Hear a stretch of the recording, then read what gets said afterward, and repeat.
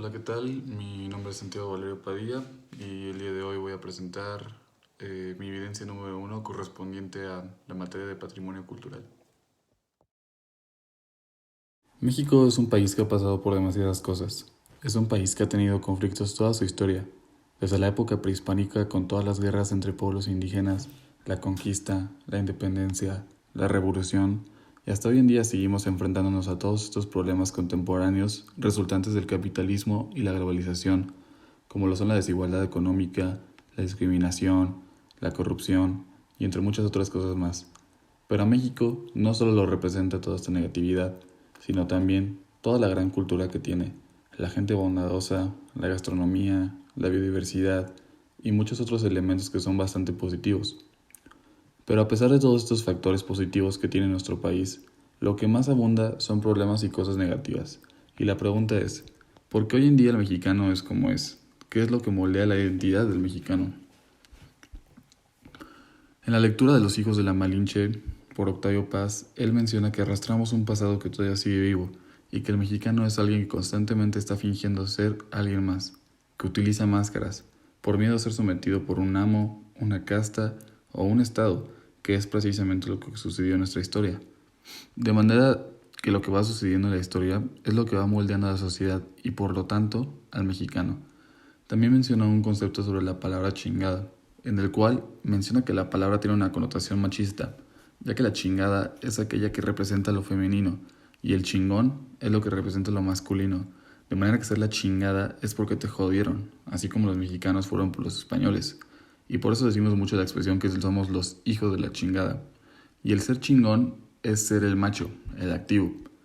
Un claro ejemplo de todo esto es cuando las dos familias van a comer a un restaurante y a la hora de llegar la cuenta, uno de los padres siempre intenta pagar fingiendo ser alguien que no es, poniéndose una máscara.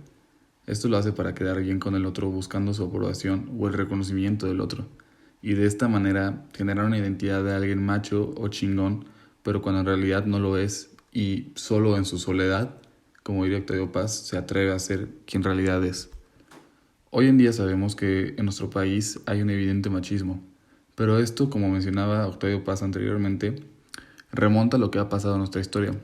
El español llega a conquistar y desprecia a la mujer indígena, utilizándola solo para satisfacer sus necesidades, lo cual tiene como consecuencia o producto un hijo mestizo. Santiago Ramírez menciona en su lectura de La anatomía del mexicano que como el mestizo no pertenece a los españoles ni a los indígenas, la falta de pertenencia a un grupo y la poca presencia del padre o el completo abandono del padre causa el machismo en este individuo, ya que va formando su identidad con respecto a lo que ve, y él lo único que ve es una madre abnegada, que todo el tiempo y en todo momento está a la disposición del hombre, y a la hora de tener una esposa de este individuo, aunque sea igual de mestiza que él va a ser machista, de una manera inconsciente. Este machismo ya no se da solamente en el mestizaje, sino en todas las clases sociales. El machismo es tan solo una inseguridad de la masculinidad que puede llegar a tener alguien. Entonces, el machista busca escapar de toda feminidad posible, lo cual incluso se puede ver representado en la manera de hablar de alguien.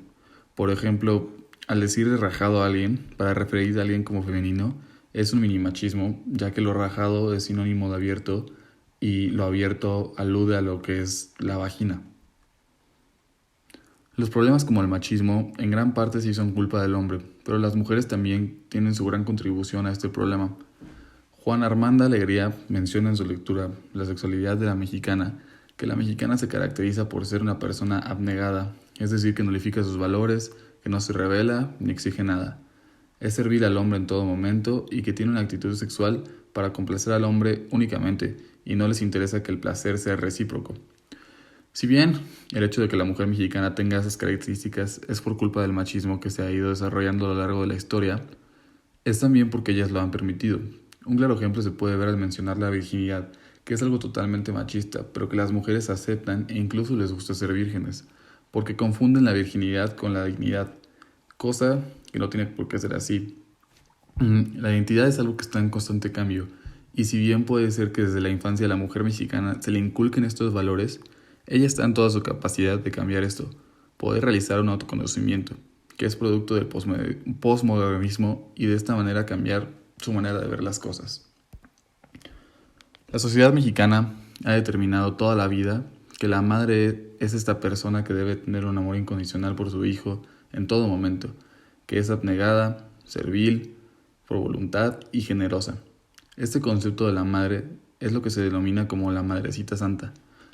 Marta Lamas habla de este concepto y menciona que este es el concepto que tenemos todos los mexicanos sobre la madre, pero dejamos de lado todo lo que es el sacrificio que lleva a ser una madre, las horas del trabajo, el cuidado y la discriminación que hay para que una embarazada pueda conseguir un trabajo. Entonces, el ser madre implica que quedes fuera de la participación política, económica y entre muchas otras cosas más que son importantes para el desarrollo de un país. Y este sacrificio que hace la madre es visto como algo totalmente natural y por lo tanto menospreciado. La madre mexicana debe proponer una salida y empezar a forjar una identidad en la que no únicamente tenga amor hacia su hijo, sino amor propio, y de esta manera ir erradicando esta metanarrativa que causa grandes problemas en nuestro país y en todo el mundo. Otro problema actual en México contemporáneo es el racismo y clasismo que hay en nuestro día a día.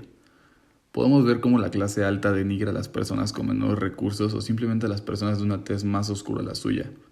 Carlos Monsiváis menciona un punto interesante en el que menciona que llamarle a alguien naco ya ni siquiera es por su situación económica, sino por sus rasgos físicos. Esto es producto del criollismo y del mestizaje pretencioso, que se ha seguido haciendo, obviamente.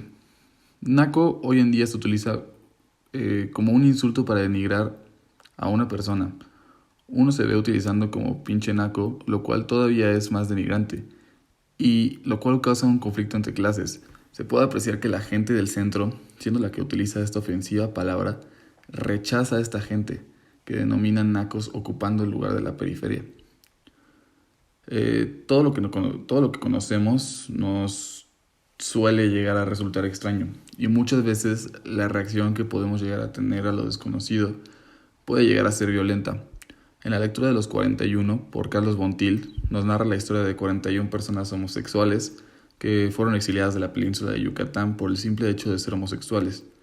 A ellos los clasificaban como los raros, los introvertidos. Y aquí volvemos al tema de que lo desconocido puede llegar a causar estas reacciones, lo cual no es justificable, pero es clave para entender el porqué de la identidad mexicana. Tras la liberación del homosexual en Norteamérica, se empieza a utilizar la palabra gay en México en los años 70.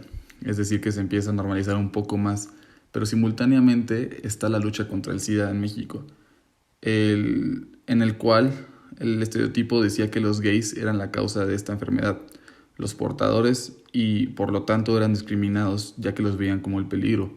Hoy en día pasa exactamente lo mismo, pero con la gente pobre. La gente pobre es la que está siendo contagiada por el COVID-19 y por lo mismo es discriminada. Por lo que podemos decir que el mexicano discrimina antes de saber, por lo que podemos decir que el mexicano es alguien prejuicioso. Es una característica de la identidad del mexicano. Podemos concluir que el mexicano es como es y que su identidad es moldeada a través de la historia y en especial del resentimiento. Si bien los mexicanos hemos tenido una historia complicada con muchos problemas y que muchas de las veces hemos sido socialmente reprimidos y entre muchas otras cosas más, la historia nos sirve para eso, para poder aprender de los errores y así no volver a cometerlos otra vez. La identidad de alguien no está definida por sus acciones pasadas. Afortunadamente la identidad es algo que está en constante cambio.